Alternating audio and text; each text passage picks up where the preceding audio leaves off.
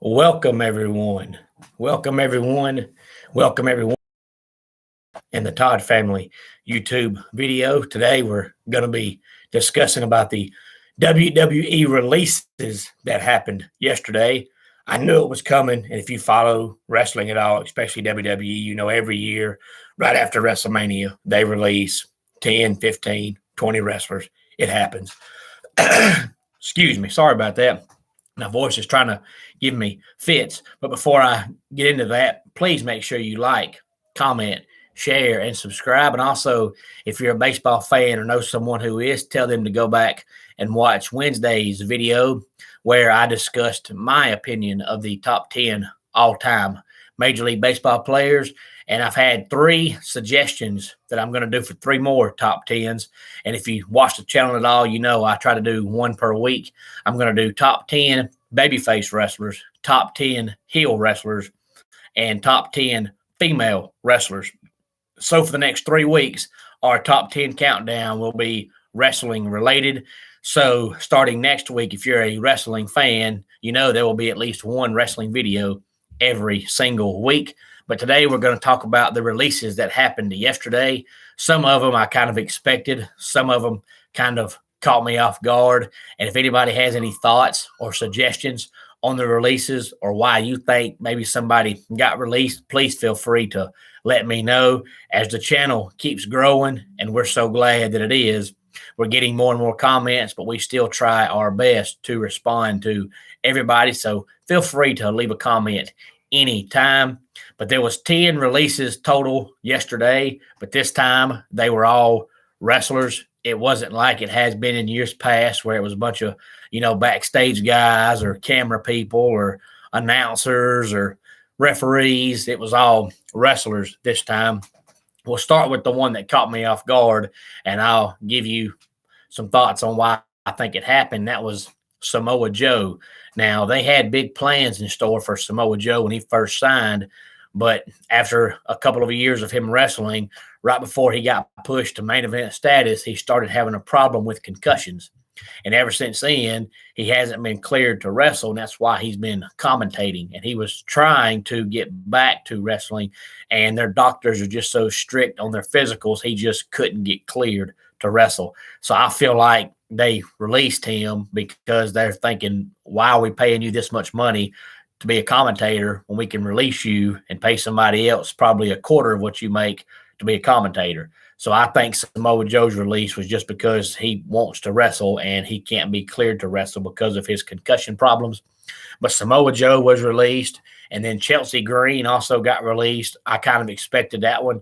They had big plans for her when she first signed with them, but then she got hurt, and ever since she got hurt, she hasn't done a whole lot. So I kind of expected that. But, of course, she's dating Matt Cardona, so don't be surprised to see her show up in AEW or Impact coming up here soon as her non-compete clause expires. Also released was both of the Iconics, Peyton Royce and Billie Kay. I kind of thought Peyton Royce would get released, but I thought Billie Kay was actually really good. So I'm surprised she got released. But both of the Iconics, Billie Kay and Peyton Royce, got released. And also Mickie James, I kind of expected that one as well.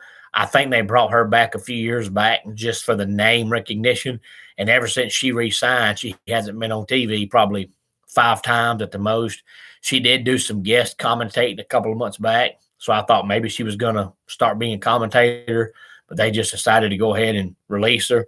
Another one that I expected was Bo Dallas. Bo Dallas hasn't been on TV in I don't know exactly how long, but it seems like it's been a year. But he hasn't done anything of relevance ever since him and Curtis Axel were tag team champions. And I thought they would have released him last year when they had all the big releases, but they didn't. So he's been released. I always liked the Bo character, especially back when he was doing the Bo Leave thing. But for whatever reason, they just never used him.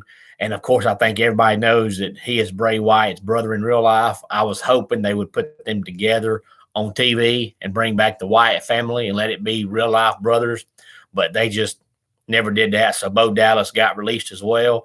And then Wesley Blake, I also expected that one. If you recall, last year he was getting a significant push in the tag team division as part of the Forgotten Sons, along with Jackson Riker and Steve Cutler. And Jackson Riker said something that offended somebody, and they pulled him off TV, and he hasn't been used since then. So I wasn't surprised to see him be released. I also wasn't surprised to see Kalisto get released. He hasn't done anything of relevance since he's been there, really. But I thought he'd have been released last year as well, but he made it another year. He was part of the releases. And also Mojo Rawley. Mojo Rawley, I always liked him, but they just never did do anything with him.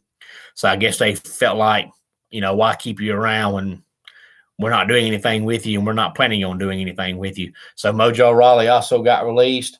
And the last one that got released was Tucker. And Tucker hasn't been on TV in forever either. They had him and Otis as the tag team, Heavy Machinery. I thought they were a great tag team, but for whatever reason, they decided to break them up. And they broke them up, and Otis is still on SmackDown almost every week, but you just don't ever see Tucker. But don't be surprised to see him show up in AEW or Impact, because he's actually a really good wrestler as well. I just wanted to jump on here real quick and run down the list of WWE releases that happened yesterday. And it was a year to the day that they fired, I think it was 40-something last year. So not quite that many this year, but like I said, it was all wrestlers this time, and no referees and no security guard, no camera guys, no commentators. It was all just strictly wrestlers. So I wanted to see if anybody had any thoughts or comments about that. And it's now time for our dad joke of the day before we wrap it up on this Friday. A fight broke out at the seafood restaurant. There were battered fish everywhere. And just like yesterday, that dad joke of the day comes to us courtesy of my friend from work named James. And stay tuned, because he gave me 3 or 4 more. And I may not tell one each day. I may spread them out, but I am going to try to remember the ones that he told me and tell them, because I thought they were all really funny. But of course, the cornier, the more I like them. So your dad jokes for the next couple of weeks, we'll have some from James. And on the days I tell the jokes he told me, I'll make sure to give him a shout out and let him know that I'm telling his jokes on the page. And again, if you are a wrestling fan, please feel free to watch this video and leave me your thoughts about the WWE releases or your thoughts about WrestleMania that we discussed earlier in the week. And stay tuned for our top 10 videos we've got coming up in the next 3 weeks. I try to do those on Wednesday. That way it's kind of the middle of the week and we're going off the cusp and not talking about sports necessarily or wrestling. But I always ask for comments, and the comments I've been getting for top 10s are all about wrestling. So that's what we're going to do for the next few weeks. And you think about what you might want to talk about for a top 10, and maybe we can get to your top 10 coming up here in the future. But until next time, it's Ref Brandon saying, just like in pro wrestling, life can be over by the count of 3. Tell your friends and family how much you love them. Bye.